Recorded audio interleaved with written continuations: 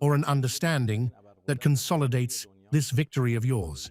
Therefore, as one of our main missions, we pursued these negotiations that would lead to consolidating the victory of the Iranian people. We always sought a strategic opening. The responsibility of the negotiation was handed over to my esteemed brother, Mr. Dr. Galibaf, by the establishment. The Ministry of Foreign Affairs is at his service. Other institutions that need to help are at his service, and we started a movement that is now getting close to its end. The result of this movement is a 14-article memorandum of understanding, which is being discussed in the media, and I prefer that its details be expressed when it is finalized, meaning I promise to do it here, not right now, naturally, because it has not been signed yet, and up to the last moment, things might go up or down. Therefore, I prefer that when it is finished, I come and translate every single detail of these for the people. Of course, we have discussed the details of these over and over and over again in various.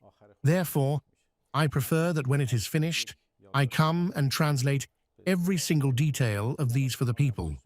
Of course, we have discussed the details of these over and over and over again in various meetings for the country's officials, for the Supreme National Security Council, for those who are decision makers.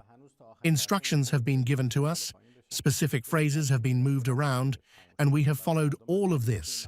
If I tell you which version the draft currently in our hands is, you wouldn't believe how many versions have changed until we reach this point. Its general outlines have been discussed in the media, and we will talk about its details at another opportunity. But the point I must state is this. In these negotiations that will lead to the end of the war, two phases have been foreseen. Phase 1 is a memorandum of understanding that is signed between Iran and America. Then negotiations for Phase 2 will start, and then in Phase 2, we will have a final agreement. We postponed the nuclear issue to the final agreement for various reasons, truly because under the current conditions, it was impossible to discuss. The demands they had were completely unacceptable. Therefore, we moved other issues where agreement was possible into the first phase and postponed the nuclear issue to the second phase, which is, well, a harder phase, and 60 days of negotiation have been foreseen for it. In the second phase, or the final agreement, the nuclear issue, alongside the issue of lifting sanctions on Iran, and one or two other issues that I will state when the time is right, will be reviewed, and the final agreement will take place. In the current agreement, whose name is a Memorandum of Understanding and is known as the Islamabad Memorandum of Understanding, or the name Islamabad Memorandum of Understanding has been put on it. The end of the war is declared on all fronts, including Lebanon. We never forgot Lebanon in this war, because after all, Lebanon and Lebanese Hezbollah fought alongside the Iranian people in this war, and we will never leave them alone.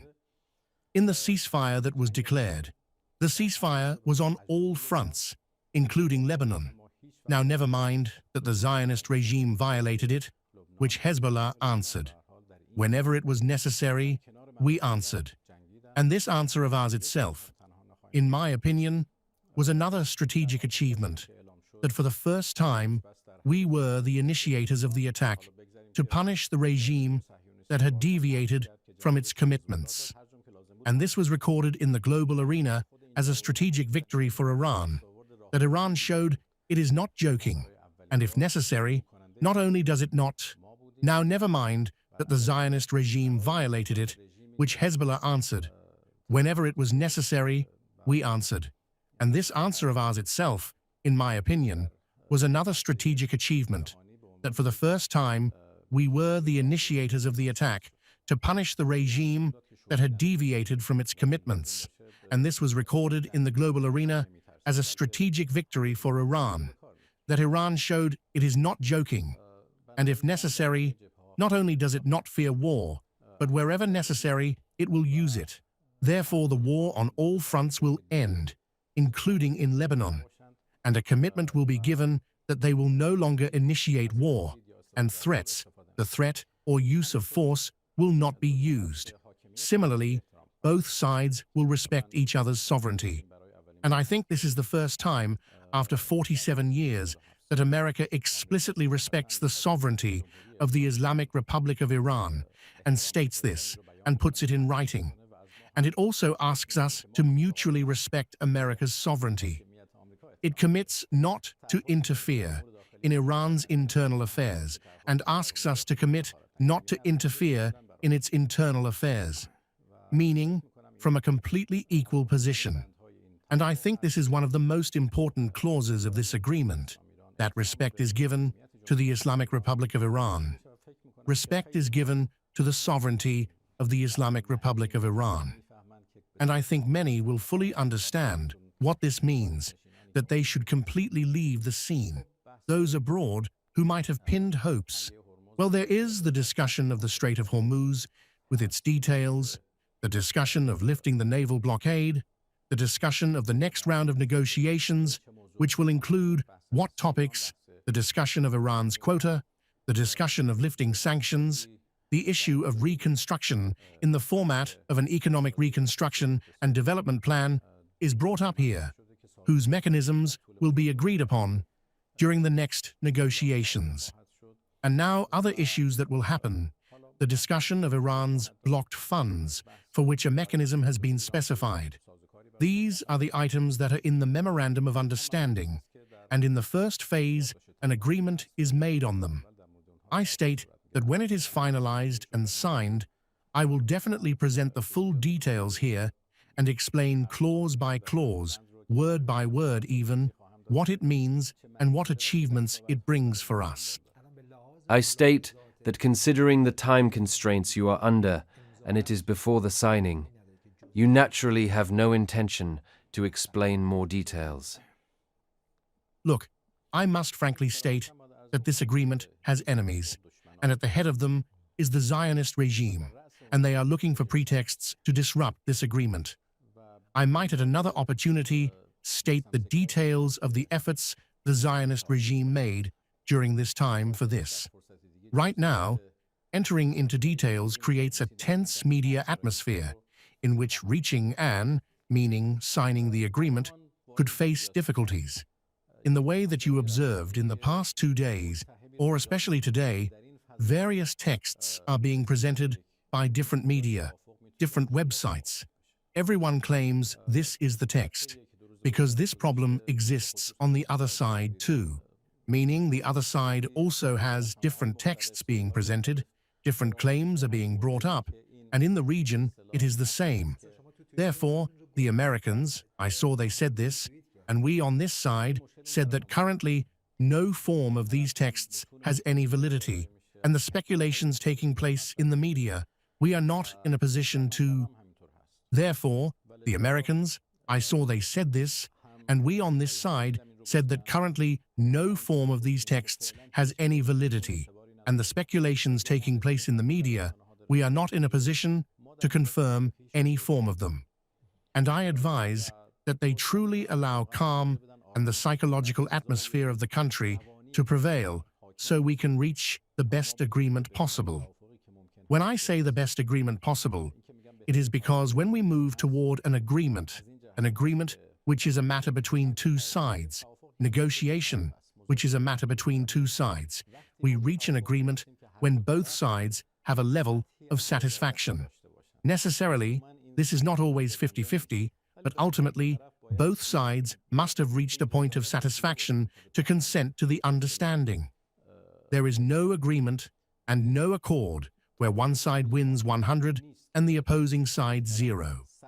This, in my opinion, is an obvious matter in diplomacy. When you choose the path of negotiation and dialogue, it means in truth you consent to come and give and take.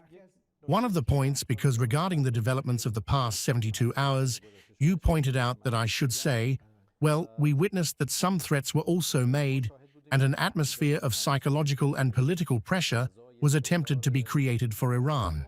We immediately confronted this. Both the statements the Ministry of Foreign Affairs issued, and the tweet I posted, and the statements from our armed forces, the statement of the Khatam al-Anbiya headquarters, and the messages sent directly or through intermediaries. That under these conditions, a threat is not only ineffective, but pushes the possible agreement backward, and the threats must stop. It must be spoken with the language of respect so we can reach an agreement. The Iranian nation has shown that it will never submit to pressure and force. Not at all. And it does not respond to the language of threat, to the language of force. But if spoken to with the language of respect, naturally, the Iranian nation will also answer with the language of respect. The hour, meaning it was an analysis, and then we arrived at the point that we are now close to negotiation and an agreement. Was it because of the decisive response that the Islamic Republic? Because the narrative that I want to be certain of, the US president's narrative is that I attacked to force the Iranians to sit at the negotiating table. And after 24 hours, he spun it this way. In my opinion, the whole world is familiar with these tweets and their remarks. And in my opinion, it is very clear that usually whatever they want to happen, they say it through the words of others. One shouldn't pay much attention to these. Our issue is clear. If we were going to submit to force and pressure, we would have submitted much earlier than this. If threats of attacking infrastructure, threats of attacking this and that, were supposed to make us back down, we would have backed down much earlier than this. No, very clear messages were given here to the opposing side that threats have the opposite effect. If you want us to move toward an understanding, the rhetoric must change. If you want to move toward threats, pressure, and war, we are ready and we will go. Just as during the past nights, they experienced us every night. If we were going to back down, we would have backed down during the past nights. There was not a single night where an aggression took place against our armed forces or our ships without our armed forces immediately responding. Iran has proven itself in this situation. Time and again, they experimented on us, tested us, and ultimately got the answer to their experiment, got the answer to the tests they ran. We will under no circumstances back down in the face of force, pressure, and threats. Under no circumstances will our rhetoric change. Under no circumstances will we overlook the interests of the Iranian people. Yes, if they speak with the language of respect, if our national interests are secured, we won't overlook that either. These two are in line with each other. Negotiation is a part of the field, and the result of the field is in the negotiation. These two move together. I ask all friends to please pay attention to this. It is a great error if we think that the field and diplomacy each go their own way, and then we argue which path is better. No. During the time I have been in office, we have practically proven this with our friends in the armed forces. We move in one direction. Sometimes the field must go forward, and diplomacy supports it from behind. Sometimes diplomacy goes forward, and the field supports it from behind. And these two complement each other as two wings that make flight, make soaring possible. They work together. And this is something we have experienced in practice as well. In practice, our diplomacy has been completely at the service of the field, and the field has also completely supported diplomacy. And the result is this victory that has been achieved so far. Well, you saw. This is the achievement, that we are now reaching an agreement. What is the reality of it? The items regarding which we will make an agreement? In this 4-day battle, 12-day and 4-day, and then the resistance during the ceasefire and countering the naval blockade, in all of these, it has